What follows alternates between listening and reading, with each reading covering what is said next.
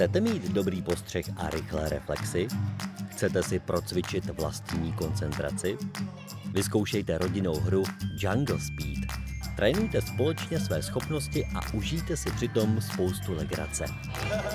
Základem hry je posvátný totem, o který usiluje každý z hráčů. Ten totiž určuje, kdo v daném kole vyhrává a kdo ne. Na začátku hry se rozdají všechny karty a totem se postaví doprostřed stolu.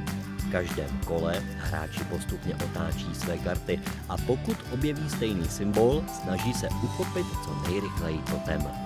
Pomalejší hráč bere karty a hra pokračuje dál.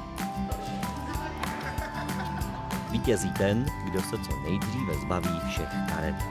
Že to vypadá jednoduše? Nenechte se mýlit. Hlavní vtip je v rozdílnosti, respektive podobnosti symbolů na kartách. Ty se liší jen v malých detailech. Navíc do hry vstupují tzv. Speciální karty, které mění pravidla a průběh hry.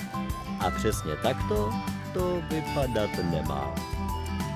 A ejhle, na poslední chvíli hráči totem vyklouzl z ruky. A tady pro změnu hráč po totemu vyrazil, i když vlastně neměl. Hráč tak bere všechny karty na stole.